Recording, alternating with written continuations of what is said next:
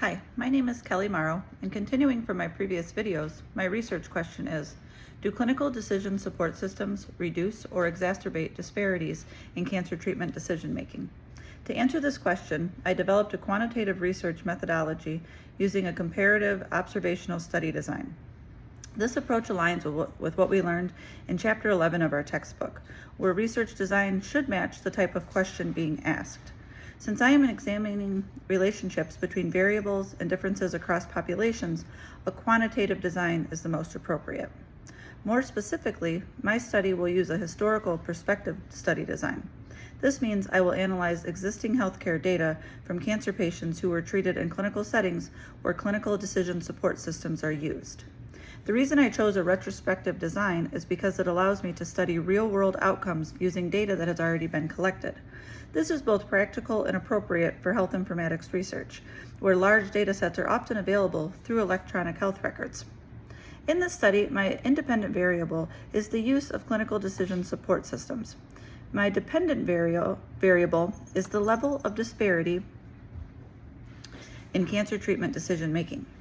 To measure disparities, I will compare treatment decisions across different patient groups such as race and ethnicity, socioeconomic status, insurance type, and geographic location. This aligns with the concept that variables must be clearly defined and measurable in order to test relationships effectively. The population for this study will include adult cancer patients receiving treatment within healthcare systems that utilize CDS tools. I will use a non-probability sampling method, specifically purposeful sampling, by selecting data sets from institutions that have implemented CDS systems, maintained detailed electronic health records, and include diverse patient populations. This allows me to focus specifically on the environments where CDS systems are actively influencing decision-making. For data collection, I will rely on secondary data sources, primarily electronic health records, or EHRs, clinical databases, and cancer registries where available. This method is consistent with health informatics research, where large-scale clinical data is often used to identify patterns and outcomes. From these data sources, I will extract variables such as patient demographics, cancer diagnosis and stage, recommended and actual treatments, CDS system recommendations, and clinical outcomes.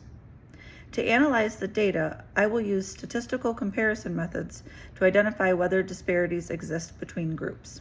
For example, I may compare whether different patient populations receive different treatment recommendations and whether CDS recommendations are followed equally across groups. If disparities are reduced in CDS-supported environments, that would support one side of my hypothesis. If disparities persist or worsen, that would support the other side. This aligns with the textbook's emphasis on selecting analysis techniques that directly test the relationship between independent and dependent variables. Since this study involves patient data, ethical considerations are extremely important. All data will need to be de-identified to protect patient privacy, collected in compliance with HIPAA regulations, and approved through an institutional review board if applicable. This connects back to part 1 of our discussion this week regarding ethics in health informatics, especially regarding privacy and responsible data use. There are also some limitations to this methodology. First, because this is a retrospective study, I cannot control how the data was originally collected. Second, CDS usage may vary between providers, which could affect results. And third, disparities are complex and may be influenced by factors outside of CDS systems. However, even with these limitations, this design allows me to explore real-world patterns in a meaningful way. Overall, my methodology is designed to examine not just whether CDS systems influence decision-making, but how that influence differs across patient populations.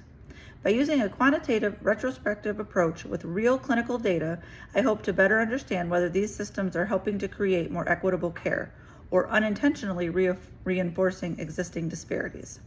And ultimately, this research could help guide improvements in how clinical decision support systems are designed and implemented in oncology. Thank you. Have a nice day.